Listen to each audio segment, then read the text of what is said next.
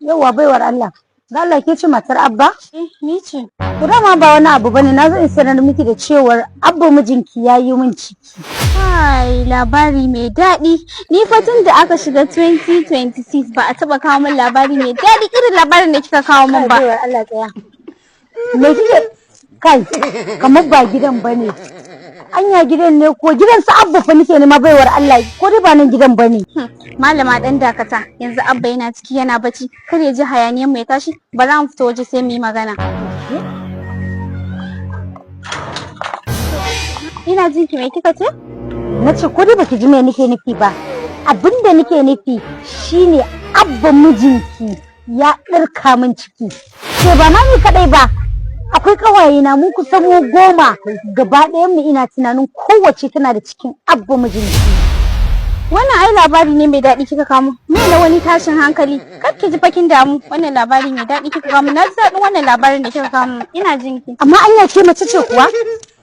Irin mata da suke da kishi ke ba ki da kishin mijinki kenan? Har in zo in gaya miki in ce mijinki yayi min ciki amma wai hamdala kike ga Allah? Kina nuna farin cikin ki akan cewar ya min ciki ba abin da ya dame ki?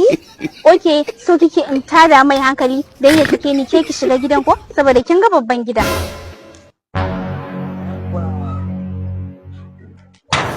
Ina ta jin hayaniya tun a ciki lafiya? Yawwa, idan ke baki san ciwon kanki ba, baki san abin da nake gaya miki ba yawwa ga Abban ya fito. Ai shi na san dole ya nuna miki damuwa. Abba, ina ɗauke da cikin ka. Inna lillahi wa inna ilaihi raji'un. Me na wani tashin hankali? Wannan fa ba wani abin tashin hankali bane dan ta zo ta ce tana dauke da cikin ka. Ba wani abin tashin hankali bane. Idan Allah ya sa kin sauka lafiya, zaki iya kawo mu yaron ni da kaina zan rike. Idan kuma ba zaki iya ba zaki iya dawowa gidan mu ki zauna. Wai yanzu kina nufin kin bani goyon baya in ci gaba ɗirkawa mata ciki? Mai gida na baka go ahead tunda ita ta kawo kanta. Allah na gode ma ka ban mata kirki. Kai gaskiya wannan mutanen barikin ku ya fi nawa. Dama ba wani abu bane. Dama kwaɗayi na guda ɗaya ne har ga Allah Abba bai min ciki ba. Kwaɗayi na ƙwara ɗaya ne.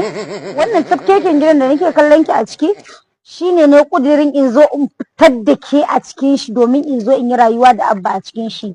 Amma tun da barikin ku ya fi nawa na bar ku lafiya. Dama na san ƙarya kike ni fa na riga da na san mijina mutumin kirki ne bare taɓa aikata abin da kika zo kika faɗa min ba shi yasa na ƙaryata ki. A gas Allah ya kiyaye hanya Gulma bai ansha ba. Na so ka Abba. Dan dakata. Shin kina da labarin card cosmic to sell gift card ne? Bari ki ji abubuwan da irin wannan kamfani yake yi. Na farko yana canjin kowane irin ƙasa kake. Misali idan kai ɗan Najeriya ne zai canza ma dala zuwa naira. Kowane ƙasa kake zai canza ma irin ƙasar kuɗin da kake sannan kuma zai baka farashi mai kyau na irin ƙasar da kake amfani da shi.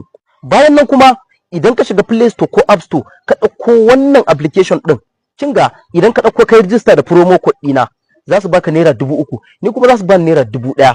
Kinga wannan ba ƙaramin garaɓasa bace da ya kamata duk wani mai waya ya shiga ya soke wannan application na Card Cosmic. To kawai abin da zaki ki shiga Play Store ko App Store ki soke Card Cosmic.